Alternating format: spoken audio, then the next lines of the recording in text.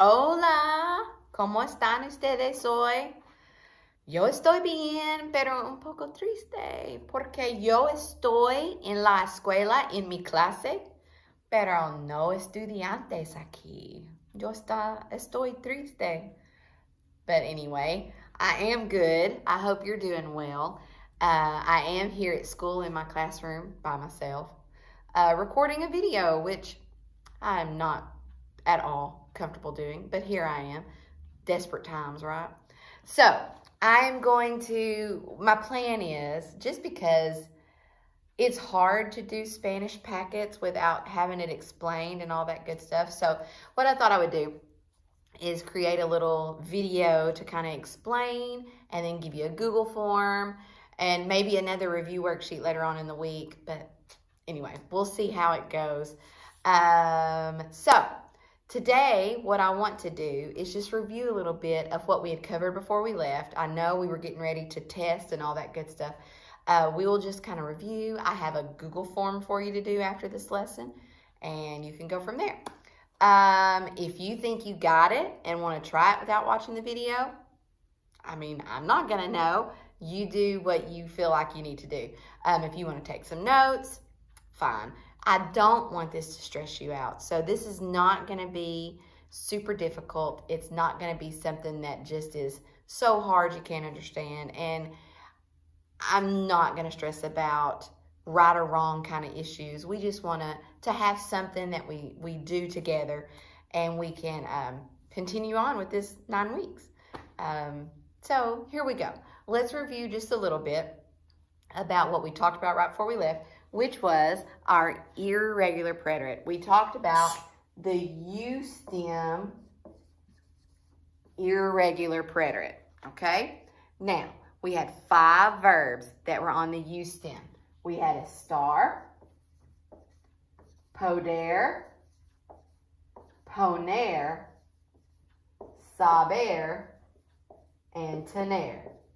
Now, let's go through and remember what those mean. Okay, estar, if you remember, means to be. Poder is to be able.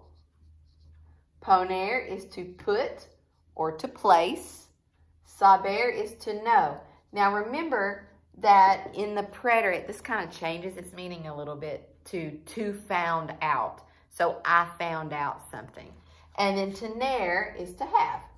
Now, before we can put our preterite endings on there, which those are a little bit different, and we'll review those in just a second, we have to change these to where they have a U in the stem. That's why they're called the U stem, right? So estar becomes estuve, poder becomes pud, poner becomes pus, saber becomes soup, and tener becomes tuve. Okay, so you should have this in your notes already if you brought your notes home with you. If you don't have your notes and you want to write these down, you can pause the video, write them down, and then we're going to move on because I need to erase the board. Okay, so that's what we changed it to. Now let's talk about the endings that go on because they do change a little bit. So the U stem endings, the yo form is going to end in an E, and there's no accents in this type of verbs. Then the to form is iste, él, ella, usted is just an O. The nosotros is emos. And the ellos, ellas, ustedes is eran. Okay? So, take a second if you need to write those down. Pause the video, whatever you need to do. I'm going to erase this. All right? So, iste, o, emos, eran. Like I said, it's almost like the AR preterite and the ER preterite got married and had a baby. It's kind of mixed its DNA all up there. Okay, so let's just review a couple of times and conjugate a verb or so. So let's look at estar. So if I were going to conjugate estar in the preterite, The first thing I've got to do is change it to the stem and then add the ending, estuve. Then it would become estuviste, estuvo, estuvimos, and estuvieron. All right, and that's how all of them are gonna do. This is, like I said, this is just review. We've already gone over this. Now next week, we will probably jump off into something a little bit newer. But this week, I thought we'd just kind of ease into things, see how this works. If you know somebody that doesn't have internet, I do have packets available that kind of go over the grammar and stuff that we're going to be doing. So if you would encourage them to come up and grab a packet from our newspaper boxes we have up here. And I do have some work turned in from the packet I gave you before spring break. That packet covered the week before spring break and the week after spring break.